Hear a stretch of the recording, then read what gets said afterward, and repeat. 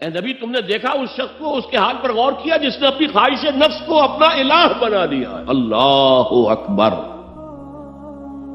الہ، لا الہ الا اللہ، کلمہ توحید کا مرکزی لفظ یہاں آ رہا ہے، من اتخذ الہہ ہواہ، جس نے اپنی خواہش نفس کو اپنا معبود بنا لیا، الہ بنا لیا۔ افانت تکون علیہ وکیلا، کیا آپ ایسے شخص کی کوئی ذمہ داری لے سکتے ہیں؟ سود حرام ہوا کرے جی، حرام ورام، ہمارا دھندا جو ہے وہ آگے بڑھ نہیں سکتا، تو اللہ کے حکم کو پیچھے ڈالا، نفس کے تقاضے کو آگے رکھا۔ کون معبود ہے آپ کا؟ نام عبداللہ رکھیے، نام عبد الرحمن رکھیے، ہے عبد النفس، نفس کے بندے، نفس کے غلام۔ یہ میں نے یوں سمجھیے کہ جیسے میں نے ہجرت اور جہاد کی ڈیفینیشنز کی تھی۔ ہجرت کا بیس کیا ہے؟ پوچھا گیا ایو الہجرت افضل ہو یا رسول اللہ، اے اللہ کے رسول بتائیے سب سے اعلیٰ ہجرت کون سی ہے، افضل؟ فرمایا ان تہجر ما کرہ ربک، ہر اس چیز کو چھوڑ دو جو تمہارے رب کو پسند نہیں۔ آج رات ہی سے آپ ہجرت شروع کر سکتے ہیں۔ جائزہ لیجئے کیا کیا چیزیں میری زندگی میں خلاف شریعت ہے، جو اللہ کو ناپسند ہے، فیصلہ کیجئے کہ آج کے بعد نہیں ہوگی، ہجرت شروع ہو گئی، افضل الہجرہ، سب سے افضل ہجرت شروع ہو گئی۔ لیکن ٹاپ پر لے جائیے تو یہ ہجرت جب اللہ کے دین کو قائم کرنے کی جدوجہد اس مرحلے پر آ جائے کہ اب باطل کے ساتھ ٹکراؤ ہے اور اب چاہیے کہ ساری قوت ایک مرکز پر جمع ہو جائے، ہجرت فرض کر دی گئی، وہ ہجرت گھر بار چھوڑ کر، اہل و عیال کو چھوڑ کر اور مکے کے بھیڑیوں کے رحم و کرم پر چھوڑ کر اپنے گھر والوں کو، جو لوگ ہجرت کر کے آئے، حکم تھا۔ ہجرت مدینہ فرض تھی، ہجرت حبشہ فرض نہیں تھی، صرف اجازت تھی کہ جن سے سختیاں نہیں جھیلی جا رہی مزید وہ چلے جائیں۔ تو ہجرت کا یہ ابتدائی نقطہ، انتہا یہ جہاد، المجاہد من جاہد نفسہ، جہاد تو یہاں سے شروع ہو گیا، اپنے نفس کے خلاف جہاد کرنا۔ صبح نفس نے کہا بھی سو جا، آپ نے نفس کی بات کو رد کیا، اپنا کمبل اٹھا کے پھینکا، اٹھے، وضو کیا، نماز کے لیے آپ مسجد چل دیے، آپ نے جہاد کیا نفس کے خلاف۔ یہ افضل الجہاد ہے، اور سب سے چوٹی اوپر یہ ہے کہ جب وہ حق و باطل کی جنگ ہو تو جان ہتھیلی پر رکھ کر میدان میں حاضر ہوتا۔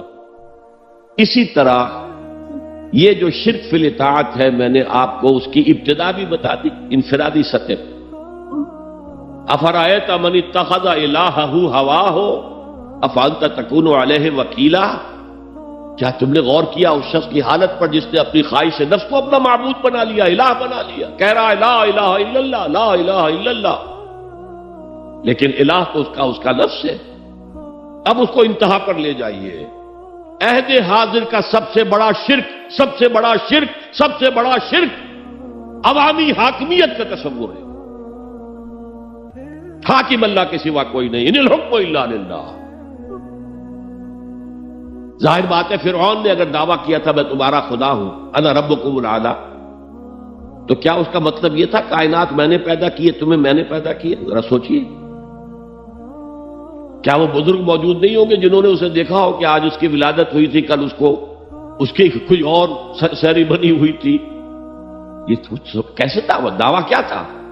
میرا حکم چلے گا، میں نہیں جانتا، الیس لی ملک مصر، مصر کی حکومت میری ہے کہ نہیں؟ یہ دعویٰ تھا، یہ خدائی کا دعویٰ۔ کسی زمانے میں وہ فرد ہوتے تھے، نمرود ہوتے تھے، نماردہ، فراعنہ۔ جمال عبد الناصر نے نعرہ لگایا تھا نحن ابناء الفراعنہ، بڑے فخر کے ساتھ ہم فرعونوں کی اولاد۔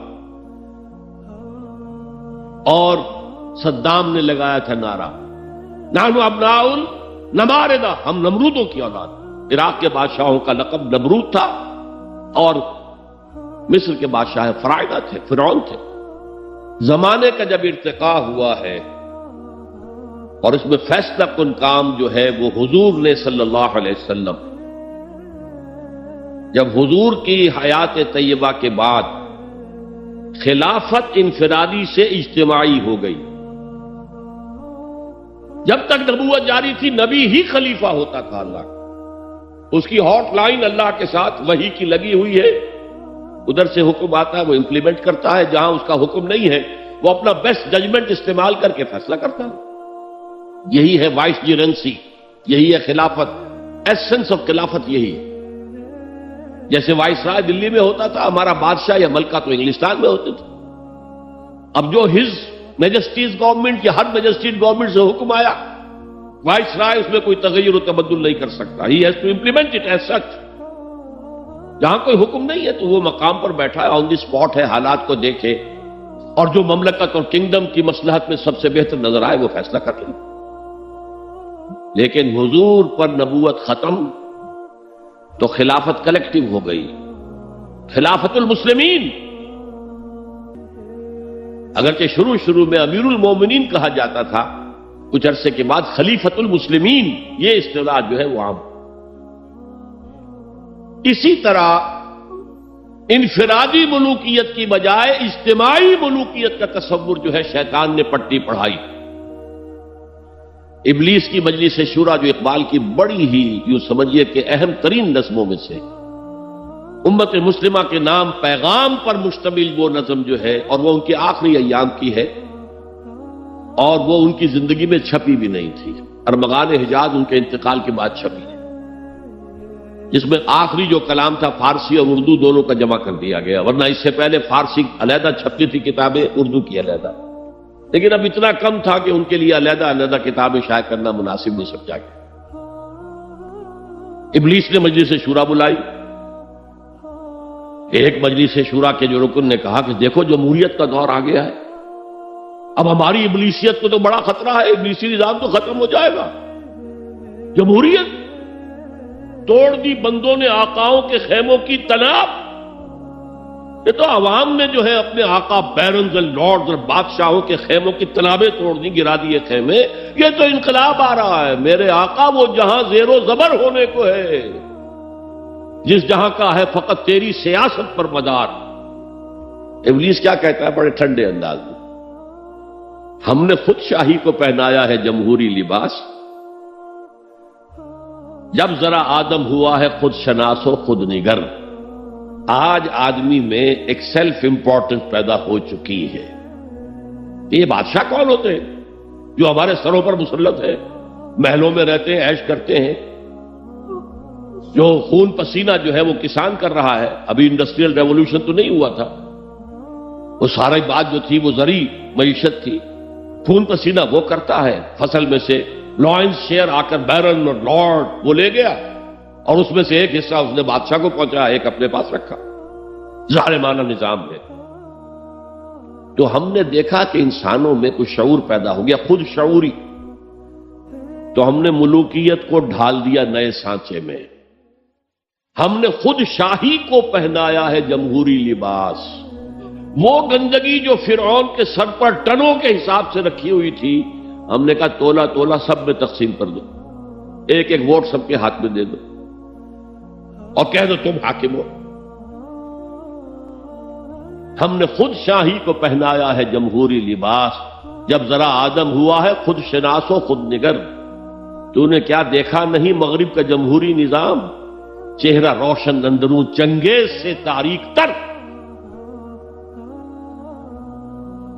It is the dictatorship of the capitalist, جسے جمہوریت کا نام دیا جا رہا ہے، کھیل ہے، تماشا ہے۔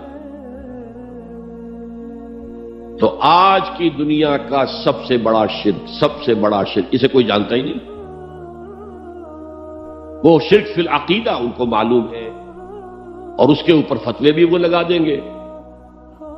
کوئی قبر کے سامنے کھڑے ہو کر کوئی دعا کر رہا ہے، کسی کو رکوع کر لیا، کسی نے سجدہ کر لیا، تو خیر ٹھیک ہے، وہ تو ایک شرک جلی ہو رہا ہے، وہ تو معلوم ہے، اس کی نفی ہو رہی ہے۔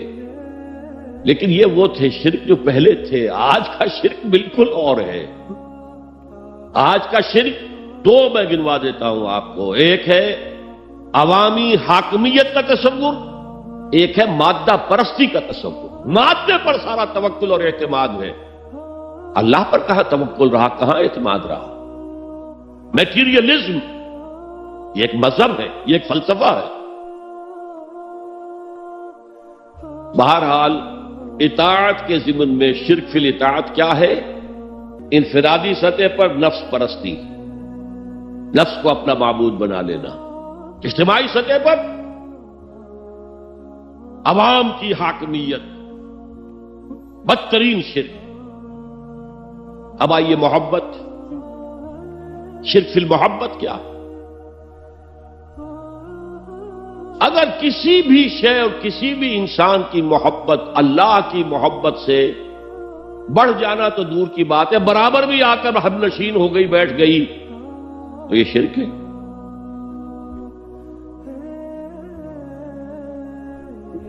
والذین آمنوا اشد حبا للہ. جب تک اشد محبت آپ میں اللہ کی نہیں ہوگی، اگر کوئی اور شے محبوب ہے تو من الناس من یتخذ من دون اللہ اندادا یحبونہم کحب اللہ. لوگوں میں سے ایسے بھی ہیں جنہوں نے اللہ کو چھوڑ کر کسی اور چیزوں کو مد مقابل بنا لیا ہے، ان سے وہ محبت کرتے ہیں جو اللہ سے کرنی چاہیے تھی. توحید کا تقاضا ہے لا محبوب الا اللہ، لا مطلوب الا اللہ، لا مقصود الا اللہ. مقصود و مطلوب اور محبوب حقیقی اللہ کے سوا کوئی. اور وہ آیت میں آپ کو سنا چکا ہوں، سورہ توبہ کی آیت نمبر 24، انتہائی لرزا دینے والی آیت. قل ان کان آباؤکم وابناؤکم واخوانکم وازواجکم وعشیرتکم واموال اقترفتموها وتجارۃ تخشون کسادها ومساکن ترضونها احب الیکم من اللہ ورسولہ وجہاد فی سبیلہ فتربصوا حتی یاتی اللہ بامرہ واللہ لا یہدی القوم الفاسقین. اے نبی ان کے کان کھول دیجئے، اچھی طرح سنا دیجئے کہ اے لوگو، اے ایمان کے دعوے دارو، اگر تمہیں اپنے باپ، اپنے بیٹے، اپنے بھائی، اپنی بیویاں یا بیویوں کے لیے شوہر اور اپنے رشتہ دار اور اپنے وہ مال جو بڑی محنت سے کما کر کھتے بھرے ہوئے ہیں اور اپنی وہ تجارت جس کی کساد بازاری کا تمہیں اندیشہ رہتا ہے مندہ نہ ہو جائے، اور اپنے وہ محل، اپنی حویلیاں جو تم نے تعمیر کی ہیں اور بہت تمہیں محبوب ہیں، انہیں خوب فرنش کیا ہے، اگر یہ 8 چیزیں محبوب تر ہیں اللہ سے اور اللہ کے رسول سے اور اللہ کی راہ میں جہاد سے، تو جاؤ دفع ہو جاؤ، وہاں بیٹھ کر انتظار کرو یہاں تک کہ اللہ اپنا فیصلہ سنا دے. اور اللہ ایسے فاسقوں کو کبھی ہدایت نہیں دیتا. 8 چیزیں. اقبال نے بہت خوب کہا ہے، یہ مال و دولت دنیا، یہ رشتہ و پیوند. 5 قریب ترین رشتے آ گئے، باپ، بیٹا، بھائی، زوجین اور رشتہ دار. رشتہ و پیوند یہ جوڑنے والا. اور مال و دولت دنیا کی 3 شکلیں آ گئی. دولت جو آپ اپنی بیلنس شیٹ کو دیکھ دیکھ کر آپ اس پہ خوش ہوتے، اب ہمارے ایسٹس کی یہ قیمت ہو گئی ہے اب. اور وہ مکانات جو آپ نے بنائے ہیں بڑے محبوب ہیں، اور ایسے بنائے ہیں، قرآن مجید میں آتا ہے لعلکم تخلدون، ایسے بنا رہے ہیں تمہیں ہمیشہ رہنا ان مکانوں کے اندر. اور وہ کاروبار جن میں تمہیں اندیشہ رہتا ہے کہ کہیں کساد نہ ہو جائے، کوئی ڈپریشن نہ آ جائے. یہ 8 چیزیں، یہ مال و دولت دنیا 3، یہ رشتہ و پیوند، بتان وہم و گما لا الہ الا اللہ. یہ سب وہم و گمان کے بت ہیں جن کی پرستش میں تم لگے. ان سب کی پرستش چھوڑو تو لا الہ الا اللہ کا حق ادا ہو. اب اس اصول کو بھی اپلائی کرنا شروع کیجئے. آئیے انڈیویجول لیول پر. دولت کی محبت، اگر آپ کو دولت کی محبت آمادہ کرتی ہے کہ اللہ کے حدود کو پامال کریں، حرام ذرائع استعمال کریں، دولت آنی چاہیے، حلال سے ہو، حرام سے ہو، جائز سے ہو، ناجائز سے ہو، بائی ہوک اور بائی کروک دولت آنی چاہیے، تو آپ کی محبوب حقیقی کون ہوئی؟ دولت. یہ دولت آپ کی معبود ہے. کون بڑے سے بڑا موحد اس شرک کا احساس رکھتا ہے؟ اور حضور نے اس قدر کلیئر فرمایا ہے، تعس عبد الدینار و عبد الدرہم، ہلاک ہو گیا یا ہلاک ہو جائے یہ کلام خبریہ ہے یا یہ بددعا ہے؟ تعیس عبد الدینار و عبد الدرہم، درہم و دینار کا بندہ ہلاک ہو جائے۔ نام عبد الرحمن ہے، حقیقت میں عبد الدینار ہے، عبد الدرہم۔ درہم و دینار آنے چاہیے، جائز سے یا ناجائز سے، حلال سے یا حرام سے، صحیح سے یا غلط سے، بھائی ہو کر بھائی ہو۔ تو معبود کون ہوا؟ ہمارے ہندو بھائیوں نے کیا کیا؟ لکشمی دیوی دولت کی دیوی ہے، اس کی پوجا کرتے کس لیے؟ مطلوب کیا ہے؟ دولت۔ اس کی پوجا وہ خوش ہو جائے تو دولت ملے گی۔ ہم نے کہا ہٹاؤ جی اس دیوی کو بیچ میں سے، ہم براہ راست ہی پوج لیں گے، بس یہی تو فرق کیا ہے نا۔ عبد الدینار و عبد الدرہم، یہ ہے انفرادی سطح پر۔ شرک فی المحبت، جو روح عبادت ہے، جو عبادت کی جان ہے، محبت، غایت الحب ما غایت الذل والخضوع، اور ٹاپ پر لے آئیے۔ آج کی دنیا اجتماعیت کے میدان میں اگرچہ اب زمانہ بدل رہا ہے، لیکن تقریباً 1 صدی سے نیشن سٹیٹس وطن کی بنیاد پر قومیت، وطن محبوب ترین شے، جو شے میرے وطن کے لیے صحیح ہے وہ میں کروں گا، چاہے وہ غلط ہو، وہ حرام ہو، اللہ کے قانون کے خلاف ہو، لیکن میرے وطن کے لیے ہوگا۔ وطن زندہ باد، یہ وطن پرستی، اس وطن پرستی کے مذہب کی ایک نماز بھی ہے۔ ترانہ ہو رہا ہے تو کھڑے ہو جاؤ، قنوت، کھڑے ہو جانا عبادت کا حصہ ہے۔ اس کا جھنڈا سلامی دو، یہ وطن کے معبود کے ریچولز ہیں، مذہب وطنیت۔ اسی لیے اقبال نے کہا تھا، اس کو سمجھا نہیں کسی نے، اس دور میں میں اور ہے، جام اور ہے، جم اور، ساقی نے بنا کی روش لطف و ستم اور، تہذیب کے آزر نے ترشوائے صنم اور۔ آج کا صنم، آج کا بت کون ہے؟ تہذیب کے آزر نے ترشوائے صنم اور، مسلم نے بھی تعمیر کیا اپنا حرم اور۔ ان تازہ خداؤں میں بڑا سب سے وطن ہے، جو پیرہن اس کا ہے وہ مذہب کا کفن۔ خدا پرستی، یہ وطن کی لکیر سے تم اور ہو گئے، میں اور ہو گیا۔ لکیر، انسانیت منقسم، جو تمہارے وطن کے لیے ٹھیک ہے وہ تم کرو گے چاہے وہ اخلاقاً غلط، اور جو میرے وطن کے لیے ٹھیک ہے وہ میں کروں گا چاہے اخلاقاً غلط۔ یہ کون سا دین ہے؟ یہاں تو وطن تمہارا معبود بن۔ پاکستان میں بڑا شور اٹھا تھا جب میں نے کہا تھا کہ جھنڈے کو سلامی دینا شرک ہے اور ترانے کے وقت کھڑا ہو جانا شرک ہے۔ اور میں کبھی بھی تقریبات میں جاتا ہوں، اقبال ڈے ہو رہا ہے، کچھ اور ہو رہا ہے، میں ان تقریبات کا مقرر نہیں ہوں، لیکن جب بہت زور دیتے چلا جاتا ہوں، لیکن وہاں ترانہ پڑا جاتا میں بیٹھا رہتا ہوں، میں کھڑا نہیں ہوتا، اور اس پر چیمے گوئیاں ہوتی ہیں اخبارات کے، لیکن میرے نزدیک یہ وطن کی نماز پڑھ رہے ہو، تمہارا یہ قنوت اور وطن کا ترانہ، اس میں حمد ہو رہی ہے وطن کی، یہ کیا ہے؟ آج کے دور کا بدترین شرک، شرک فی المحبت۔ آگے چلیے، شرک فی الدعا، کسی کو مت پکارو کسی مدد کے لیے سوائے اللہ۔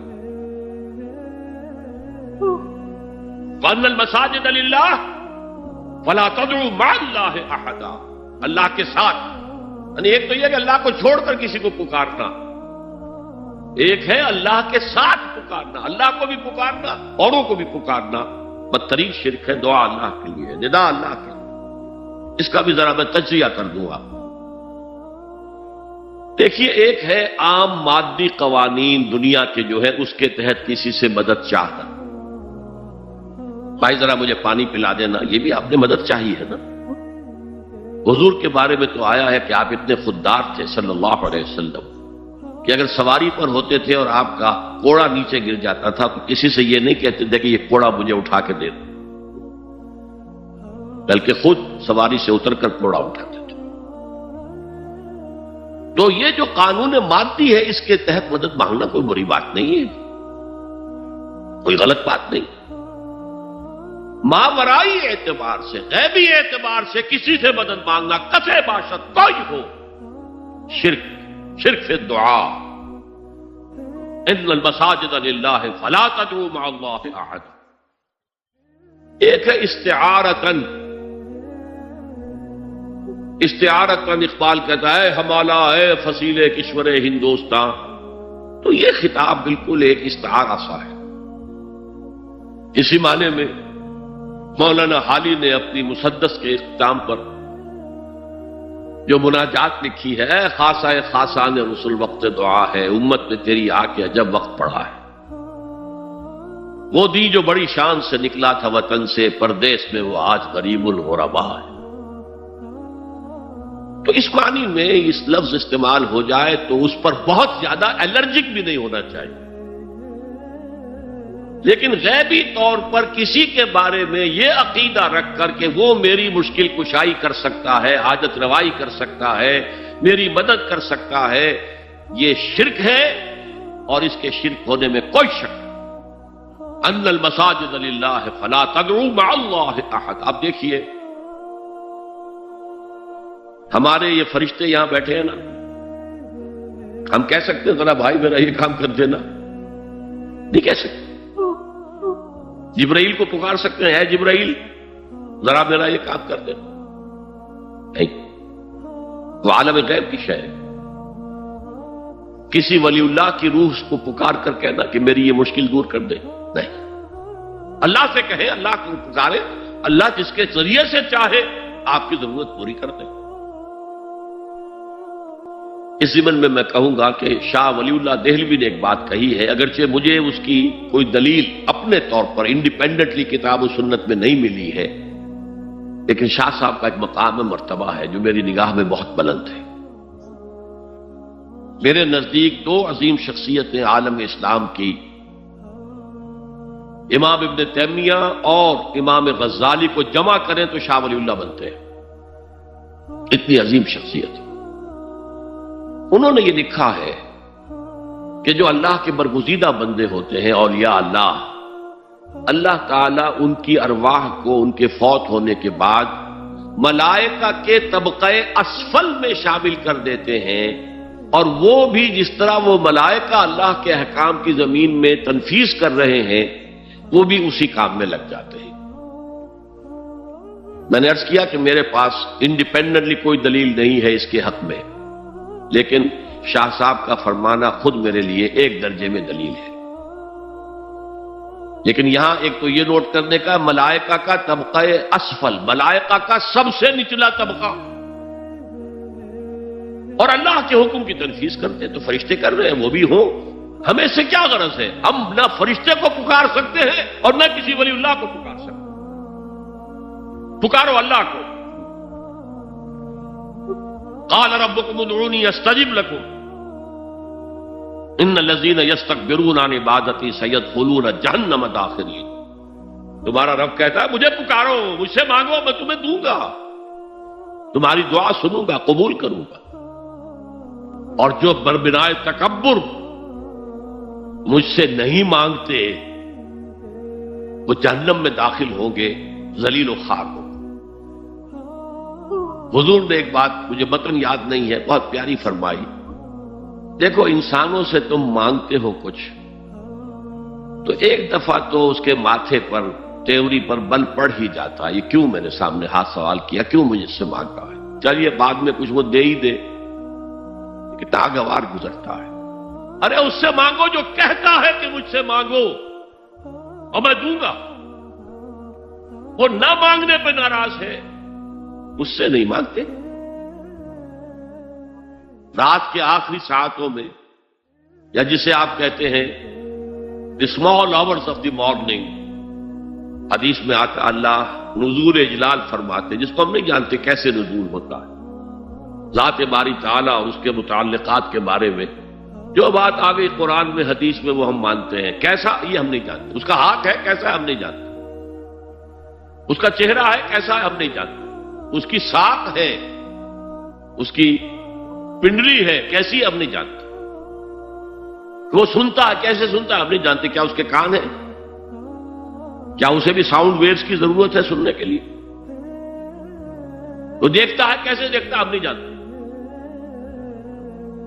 وہ اترتا ہے کیسے اترتا ہے ہم نہیں جانتے، جو قرآن میں آ گیا حدیث میں آ گیا مان لیجئے بس، باقی یہ متشابہات میں سے ہے، اس کی کھود کرید میں پڑو گے تو فتنے میں مبتلا ہو جاؤ، ابتغاء الفتنۃ وابتغاء تاویلہ۔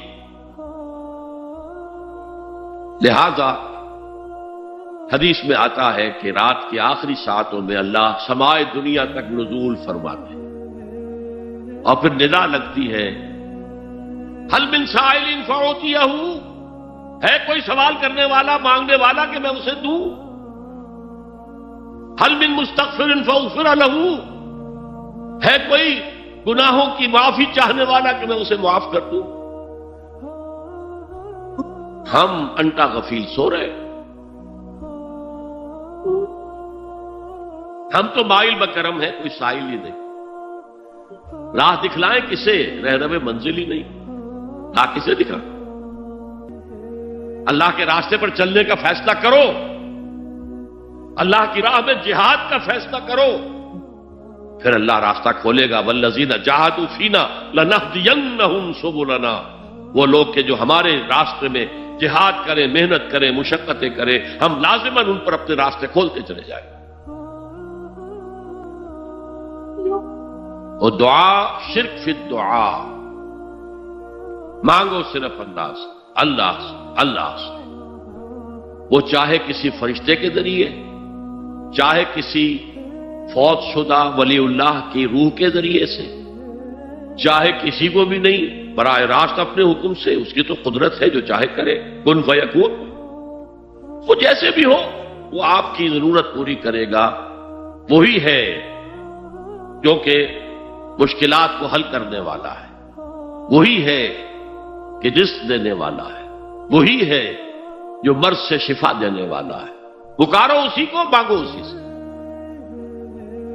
اب آئیے کچھ مراسم عبودیت ہوتے ہیں، مراسم رسم کہتے ہیں کسی چیز کی ظاہری شکل، رہ گئی رسم ازاں روح بلالی نہ رہی، فلسفہ رہ گیا تلقین غزالی نہ رہی، یہ قرآن کا بھی ہم اسے رسم الخط کہتے ہیں، رسم الخط، اور یہ حضرت عثمان کے زمانے میں فائدہ ہوا ہے کہ یہ اس طریقے سے لکھا جائے۔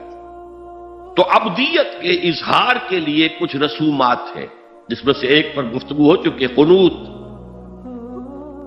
والقانتین والقانتات، یہ جو ہے اللہ کے حضور میں چاہے ہاتھ باندھے چاہے ہاتھ کھلے، لیکن ذرا جھک کر گردن میں خم کر کے کھڑے ہونا، یہ نماز کے اندر جو قنوت ہے یہ قنوت ہے، یہ بھی اپنی عاجزی کا اظہار ہے، عجز اور تذلل۔ وہ جو ابن قیم کی میں نے ڈیفینیشن آپ کو بتائی، العبادت تجمع اصلین، غایت الحب وغایت الذل والخضوع، حد درجے میں اللہ کے سامنے پچھ جانا، جھک جانا، گر جانا، رکوع سجدہ اللہ کے سوا کسی کے لیے نہیں۔ اور اس معاملے میں دین محمدی جو اپنی تکمیل کو پہنچ گیا، الیوم اکملت لکم دینکم واتممت علیکم نعمتی ورضیت لکم الاسلام دینا، آ حضور کی بعثت سے قبل سجدہ تعظیمی جائز تھا، کسی شخص کی تعظیم کے لیے، اس کی عزت کے لیے اس کے سامنے سجدہ جائز تھا۔ حضرت یوسف کے سامنے ان کے والدین اور 11 بھائی سجدے میں گر گئے، بچپن میں خواب دیکھا تھا اور 40-50 سال بعد اس کی تعبیر بالفعل ایک اس واقعے کے طور پر سامنے آ رہی، سجدہ کرنا۔ جھکنا، سجدہ کرنا، یہ جائز تھا سجدہ تعظیم۔ حضور پر شریعت مکمل، توحید مکمل، اب ہر نوع کا سجدہ حرام مطلق ہے سوائے اللہ کے کسی کو۔ ہمارے مسلمانوں نے بھی اپنے دور ملوکیت میں سجدہ تعظیمی شروع کرا، عدالت کے اندر بادشاہ کے دربار میں جا رہے تو سجدہ، سر جھکا کر رکوع کی حالت میں۔ یا آپ کے پڑوس میں جو حیدرآباد کی ریاست تھی، سلام کیسے کرتے تھے، کتنے جھکتے تھے، اور پھر وہ رک کر وہ سلام ہو رہے۔ یہ مشرکانہ فعل ہے، مغلیہ دربار میں بھی تھا۔ شیخ احمد سرہندی رحمت اللہ علیہ نے کہا غلط ہے، حرام ہے، جائز نہیں۔ دربار میں شکایت پہنچ گئی، آخر مخبری کرنے والے بھی تھے، حاسد بھی تھے، وَمِن شَرِّ حَاسِدٍ إِذَا حَسَدَ۔ طلبی ہو گئی، بلایا گیا دربار میں حاضری،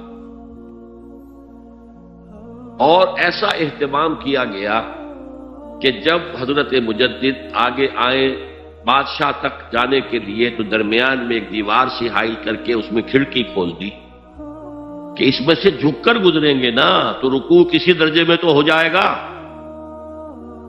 رکوع بھی سجدے ہی کی ایک شکل ہے، سجدے کا ہاف کہہ لیجئے، لیکن یہ کہ جب آیات سجدہ آتی ہے قرآن مجید میں، وہ عام نمازوں میں میں دیکھتا ہوں کہ وہ آیات سجدہ والی آیات پڑھی دی جاتی، حالانکہ ان کی ایک خاص کیفیت ہے۔ تراویح میں تو پڑھی جاتی ہے، لیکن پہلے بتا دیتے ہیں کہ یہ دوسری رکعت میں یا پہلی رکعت میں سجدہ آ رہا ہے تو لوگ تیار ہوتے ہیں۔ رکوع بھی اگر فوراً ہو جائے آیت سجدہ کے بعد تو اس سے بھی اس سجدے کا حق ادا ہو جاتا۔ بہرحال حضرت شیخ مجدد رحمت اللہ علیہ دربار میں آئے تو اس کھڑکی میں سے پہلے پاؤں گزارے، پھر اپنا سر نکالا، کہ جیل میں ڈال دیے گئے، کوئی پرواہ نہیں۔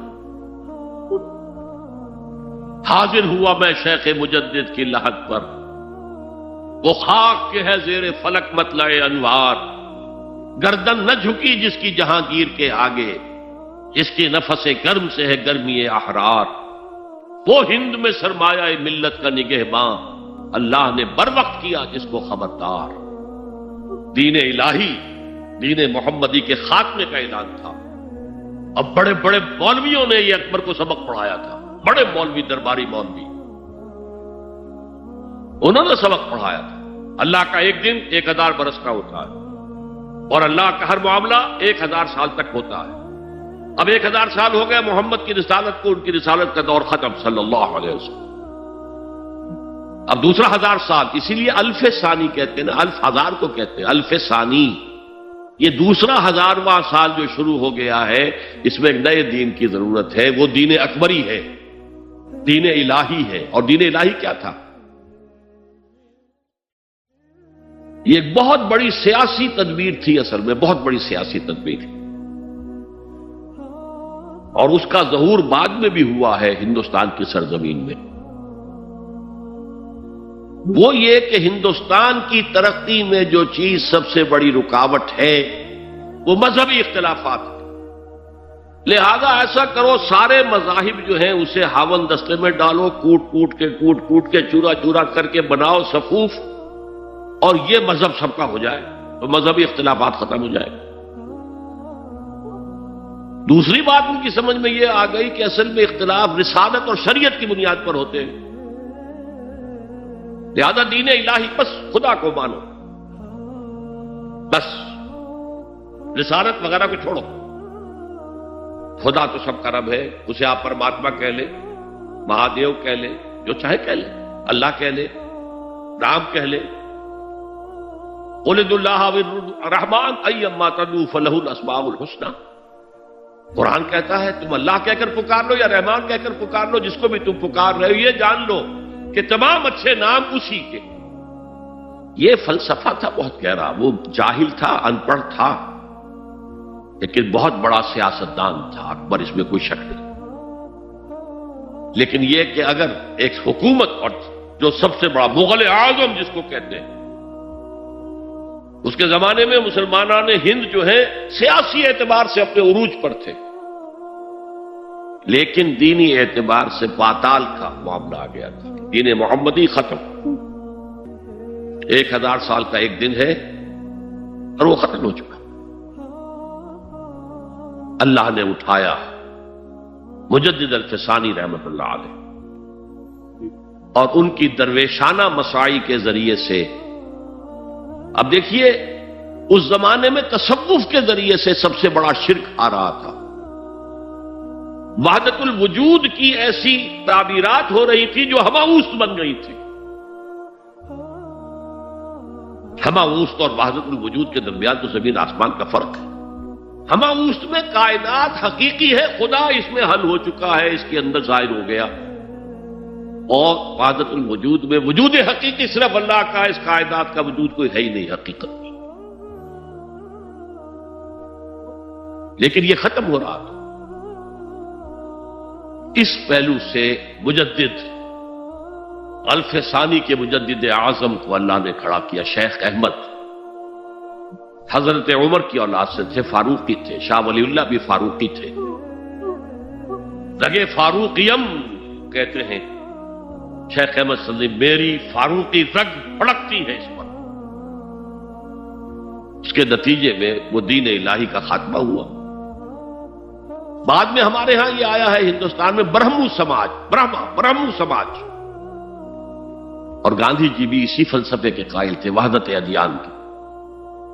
اور یہ سیاسی اعتبار سے بہت اونچی ذہنی سطح کی غمازی کرنے والی بات ہے کہ ہندوستان کے اندر کے یہ مذہبی اختلافات کو اگر ہم کسی طرح کھرل کر کے ختم کر دیں، ہاون دستہ میں ڈال کے کر دیں، تو پھر یہ کہ یہاں ترقی ہی ترقی. بہرحال سجدہ گردن نہ جھکی جس کی جہانگیر کے آگے، جس کے نفس گرم سے ہے گرمی احرار. وہ ہند میں سرمایہ ملت کا نگہباں، اللہ نے بر وقت کیا جس کو خبردار. تو ہم نے شرک فی العبادت میں پہلے بات کی، شرک فی الاطاعت.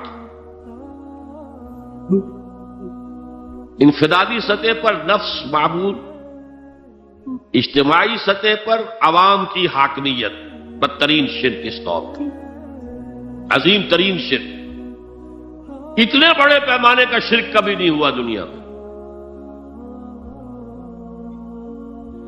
اس کے بعد شرک فی المحبت، مال کی محبت، تعس عبد الدینار وعبد الدرہم. وطن کی محبت یا کسی اور شے کی محبت، اگر وہ اللہ کی محبت کے برابر بھی آ جائے، بڑھ جائے تو اور بھی بڑی بات کہنی پڑے گی. لیکن ہمارے پاس شرک سے اوپر کی اصطلاح کوئی نہیں. پھر شرک دعا، اللہ کے سوا کسی اور سے حاجت روائی کے لیے، مشکل کشائی کے لیے پکارنا کسی. پھر شرک فی المراسم العبودیہ، قنوت ہے، رکوع ہے، سجود ہے. یہ ذل والخضوع کی، کسی کے سامنے جھک جانے کی ایک علامت ہے، سمبل. اب آخری ہے اس میں اخلاص. اور اخلاص کی ضد کیا ہے؟ ریاکاری. کوئی عبادت اگر دکھاوے کے لیے کی جائے وہ شرک. یہ شرک خفی کہلاتا ہے. مال کی محبت کا شرک بھی شرک خفی ہے. نفس کی اطاعت کا شرک بھی شرک خفی ہے. اور یہ سب سے خفی شرک ہے. حضور نے فرمایا صلی اللہ علیہ وسلم، من صلی یرائی فقد اشرکا ومن صام یرائی فقد اشرکا ومن تصدق یرائی فقد اشرکا. جس نے دکھانے کے لیے نماز پڑھی اس نے شرک کر لیا. جس نے دکھاوے کے لیے روزہ رکھا اس نے شرک کر لیا. جس نے دکھاوے کے لیے خیرات کی، صدقات دیے، وہ شرک کر چکا. قد اشرکا، قد اشرکا. یہ عربی کے مزاج سے واقفیت ہو، فعل ماضی پر قد جو ہے تو وہ پرفیکٹ ٹینس بن جاتا ہے. کر چکا، وہ شرک میں ملوث ہو چکا. من صلی یرائی فقد اشرکا ومن صام یرائی فقد اشرکا ومن تصدق یرائی فقد اشرکا. اور تجزیہ کر کے یہاں تک بتایا کہ اگر کوئی شخص نماز پڑھ رہا ہو اور جب وہ یہ دیکھے کہ کوئی اسے دیکھ رہا ہے تو اپنے سجدے کو طویل کر دے تو یہ شرک ہے۔ فرض کیجئے 5 سیکنڈ کا سجدہ وہ کر رہا تھا، اب اس نے 7 سیکنڈ کا کیا ہے، یہ 2 سیکنڈ کس کے لیے ہے؟ اس ایک سجدے کے 2 مسجود ہو گئے، تو 5 سیکنڈ کا سجدہ تو اللہ کے لیے، 2 اس کے لیے شرک ہو گئے۔ ایک اور بات فرمائی صلی اللہ علیہ وسلم، شرک خفی کو پہچاننا اور دیکھنا اتنا ہی مشکل ہے جتنا کہ کسی سیاہ شب میں، تاریک رات میں، کسی سیاہ پتھر پر چلنے والی سیاہ چیونٹی کو دیکھنا مشکل۔ تشبیہ کا بلاغت اور فساد کی انتہا ہے، جیسے میں نے عرض کیا تھا کہ ایک جوڑے کی 2 جوتیوں کے مابین جو مشابہت ہے، امت مسلمہ اور سابقہ امت بنی اسرائیل کی، ان کے اوپر جو حالات وارد ہوئے ان میں وہی مشابہت۔ تاریک شب ہے، سیاہ پتھر ہے، اس پر سیاہ چیونٹی رینگ رہی ہے، جتنا اس کو دیکھنا مشکل ہے اتنا ہی شرک خفی کو پہچاننا مشکل۔ کدھر کدھر سے آپ پر حملہ آور ہو جائے گا، کدھر کدھر سے آ کر آپ کی عبادت میں، آپ کی توحید میں نقب لگائے گا، اس کا آپ کو اندازہ ہو نہیں سکتا۔ بڑا مشکل ہے، بہت زیادہ چوکس رہنے کی ضرورت ہے، اور اس کا علاج بتایا گیا ہے خاص طور پر عبادات کے ضمن میں، کہ کچھ نہ کچھ عبادت نفل بھی کی جائے، اور نفل عبادت اس طور سے کی جائے کہ کسی کو پتہ نہ چلے۔ اب ہمارا حال یہ ہو گیا ہے کہ ساری، اگر کوئی عشاء کی 17 رکعتیں پڑھتا ہے، سب کی سب مسجد میں پڑھتا، حالانکہ صحابہ کے دور میں مسجد تھی فرائض کی ادائیگی، باقی جا کر نماز گھر میں پڑھو گے وہ افضل ہے، اور نوافل تو خاص طور پر اگر کسی کو تہجد کی توفیق ہو گئی ہے تو کسی نہ کسی طرح ڈھنڈورا پیٹے گا، اسے جی کیا کرے، رات کو جاگنا ہوتا ہے، طبیعت جو ہے بڑی بھاری رہتی ہے، ہو گیا اپنا ڈھنڈورا پیٹ دیا، تو اس سے تو مرض اور 2 آتشا ہو جائے گا، ریاکاری اور بڑھ جائے گا۔ اسی طریقے سے صدقات نافلہ فرمایا ایسے دو کہ داہنا ہاتھ جو کچھ دے بائیں ہاتھ کو پتہ نہ چلے، کسی کو پتہ نہ چلے، اس سے وہ ریاکاری کی جڑیں کٹتی ہیں، ریاکاری کی جڑیں جو ہیں دل کے اندر سے کٹتی ہیں۔ یہ علاج ہے ریاکاری کا، لیکن ریاکاری شرک ہے۔ اب میں آخری بات پر آ رہا ہوں، آپ نے سوچا ہوگا کہ اس تجزیے کے تحت تو ہر گناہ جو ہے ادنا سے ادنا گناہ بھی شرک ہے۔ فجر کی نماز کے وقت اگر اٹھ کے نہیں گئے اور چادر یا کمبل کو سیدھا کر کے لیٹ گئے تو یہ شرک ہے۔ پھر کون سے گناہ ہے جو اللہ معاف کرے گا؟ یہ جو میں نے آیت آپ کو 2 دفعہ جو آئی ہے سورہ نساء میں سنائی، ان اللہ لا یغفر ان یشرک بہ ویغفر ما دون ذلک لمن یشاء، اللہ تعالیٰ اس کو تو ہرگز نہیں بخشے گا کہ اس کے ساتھ شرک کیا جائے، البتہ اس سے کم تر جس کو چاہے گا بخش دے۔ تو جان لیجئے یہ جو باریک تجزیہ میں نے کر کے بتایا ہے یہ اپنی جگہ 100% درست ہے، لیکن ان میں جو یہ چیزیں ہیں، کوئی کوتاہی ہو گئی، کوئی گناہ ہو گیا، کوئی شریعت کی مخالفت ہو گئی، نفس کے کسی اس وقت کے دباؤ میں آ کر یہ گناہ شمار ہوں گے، اگر یہ آپ کی طبیعت ثانیہ نہ بن جائے، اگر یہ آپ کی سیکنڈ نیچر بن گئے تو ایک گناہ بھی ساری تباہی لانے کے لیے کافی ہے۔ اگر آپ نے ڈیرے ڈال دیے، غلطی ہو گئی، معافی مانگو، توبہ کرو، استغفار کرو، اللہ صاف کر دے گا۔ نہیں کرو گے تو پھر ایک گناہ پر بھی دوام اگر ہو گیا اور اس گناہ نے ایک نے بھی تمہارا احاطہ کر لیا تو وہ جہنم میں خلود کی وعید قرآن میں آئی ہے۔ بلا من کسب سیئۃ وَأَحَاطَتْ بِهِ خَطِیئَتُهُ فَأُولَٰئِکَ أَصْحَابُ النَّارِ هُمْ فِیہا خَالِدُونَ۔ جو نہیں جس نے کوئی ایک بھی بڑا گناہ، چھوٹا نہیں، یہ چھوٹے چھوٹے گناہ جو ہوتے رہتے ہیں، گناہ کبیرہ، لمم جن کو کہا گیا ہے، اس کی اللہ تعالیٰ کے ہاں پکڑ نہیں ہے، بلکہ وضو کرتے ہیں تو ہاتھوں کے اس طرح کے گناہ وہ دھل جاتے ہیں، آنکھوں کے گناہ دھل جاتے ہیں۔ گناہ کبیرہ اگر ایک بھی کریا اور مستقل کیا اور اس پر ڈیرے ڈال دیے اور وہ آپ کا احاطہ کر، آج کے دور میں سود کا نظام، سودی کاروبار، وہ تو آپ کا احاطہ کر گیا، آپ کے پورے وجود کا احاطہ کر گیا۔ بلا من کسب، اور کسبہ کہتے ہیں جان بوجھ کر کرنا۔ ایک ہے خطا سے ہو گیا، غلطی سے ہو گیا، وقتی طور پر کوئی تحریک ایسی ہو گئی، غلط ماحول میں بیٹھے ہوئے تھے، اس کے زیر اثر کوئی آپ سے بھی غلط حرکت سرزد ہو گئی، کبھی نفس کا جوش کچھ ایسا ہوا کہ آپ مغلوب ہو گئے، ٹھیک ہے، اسینشلی وہ شرک ہے، لیکن یہ شرک گناہ کے درجے میں شمار ہوگا اگر آپ توبہ کر لیتے ہیں، رجوع کرتے ہیں، استغفار کرتے ہیں، اللہ بخشنے والا۔ لیکن اگر ایک گناہ کبیرہ بھی جان بوجھ کر اختیار کر لیا اور اسے مستقل اپنی زندگی کے اندر شامل کر لیا، بلا من کسب سیئۃ واحاطت بہ خطیئتہ فاولئک اصحاب النار هم فیہا خالدون، تو وہ پھر جہنمی ہیں، آگ والے ہیں، اور اس میں ہمیشہ ہمیشہ کے لیے رہنے والے۔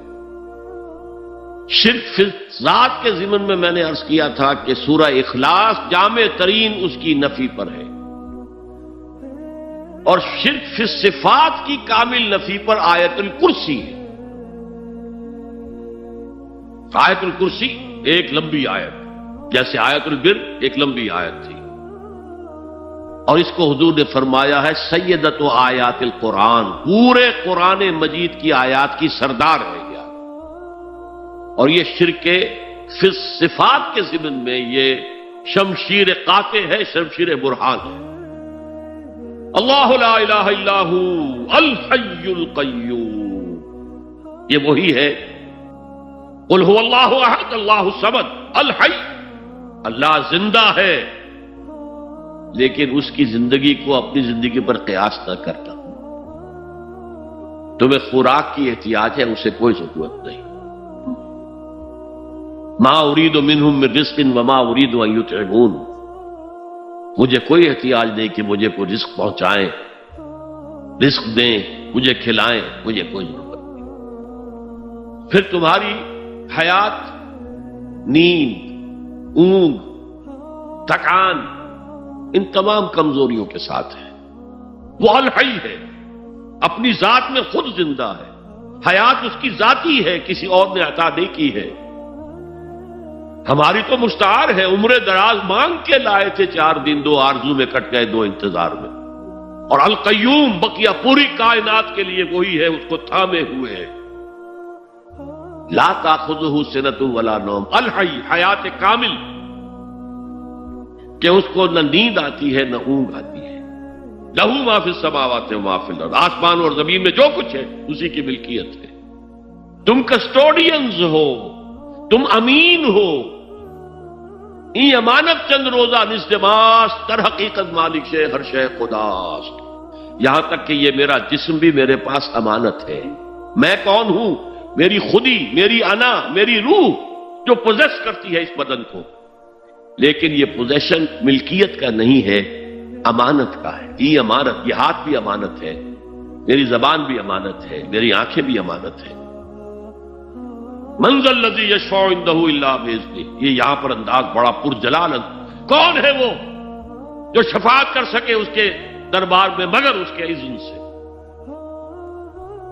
کسی کا ذاتی، کسی کا زور، کسی کا اختیار نہیں ہے کہ جس کی بنا پر وہ شفاعت کرے، ہاں اللہ کے اذن سے۔ اور دوسری جگہ پر آتا ہے جس کے لیے وہ چاہے گا اور جس کو اجازت دے گا، جیسے کہ آتا ہے اما یتساءلون میں، یوم یقوم الروح والملائکۃ صفا، اور ان میں سے کوئی بھی بات نہیں کر سکے گا، کلام نہیں کر سکے گا، لا یتکلمون الا من اذن له الرحمن، سوائے اس کے جسے رحمان اجازت دے، وقال صوابا، اور صحیح بات کرے گا، کوئی غلط بات نہیں کرے گا۔ یعلم ما بین ایدیہم وما خلفہم ولا یحیطون بشیء من علمہ الا بما شاء، وہ تو جانتا ہے جو کچھ بھی ان کے سامنے ہے اور ان کے پیچھے ہے، اور یہ کوئی احاطہ نہیں کر سکتا مخلوقات میں سے، اس کے علم میں سے کسی کا بھی، سوائے اس کے جو وہ خود چاہے۔ یہاں بڑے ہی لطیف انداز میں شفاعت باطلہ کے تصور کی نفی ہو گئی۔ دیکھیے، آپ کہیں جا کر کسی مجسٹریٹ سے سفارش کرتے ہیں تو کیا کہتے ہیں؟ اجی یہ فائل کے اوپر جو کچھ ہے آپ اس پر نہ جائیے، یہ گواہیاں وغیرہ جھوٹی ہو گئی ہیں، میں آپ کو بتاتا ہوں اصل بات کیا ہے۔ اللہ کے سامنے کوئی یہ کہہ سکے گا اے اللہ تیرے علم میں نہیں ہے، میرے علم میں ہے؟ یعلم ما بین ایدیہم وما خلفہم، وہ تو جانتا ہے جو کچھ ان کے سامنے اور جو کچھ ان کے پیچھے ہے۔ ولا یحیطون بشیء من علمہ الا بما شاء، اور ان میں سے کوئی بھی، جیسے کہ میں ابھی بتا چکا ہوں، بریلوی مکتب فکر بھی کہہ رہا ہے کہ اللہ کا دیا ہوا علم ہے، محمد رسول اللہ کا جتنا ہے، لا محدود نہیں ہے، محدود ہے، قریب نہیں ہے، حادث ہے۔ تو جتنا اللہ چاہتا ہے، جس کے لیے جتنا چاہتا ہے، لیکن اس کے علم میں سے احاطہ نہیں کر سکتا کوئی مگر جو وہ چاہے۔ وسع کرسیہ السماوات والارض، اس کا اقتدار چھایا ہوا ہے، مستولی ہے، آسمانوں پر بھی اور زمین پر بھی۔ ولا یؤودہ حفظہما، اور اسے عاجز نہیں کر سکتی ان دونوں کی حفاظت۔ قیوم وہی ہے، صمد وہی ہے، لیکن اسے کوئی تکان تاری نہیں ہوتی، عاجز نہیں ہوتی۔ یہ اصل میں نفی ہے۔ جو تورات حافظے سے مرتب کی گئی تھی، 587 میں نبوکدنضر کا جو حملہ ہوا تھا، اس میں اصل تورات گم ہو گئی۔ اس وقت سے آج تک وہ اصل تورات ان کے پاس نہیں۔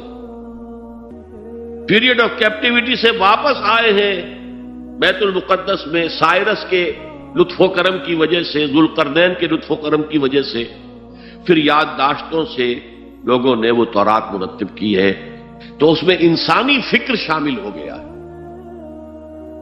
لہذا وہاں یہ لکھا ہے اللہ نے 6 دنوں میں آسمان اور زمین پیدا کیے اور 7ویں دن آرام کیا، یعنی کوئی تکان لائق ہو گئی۔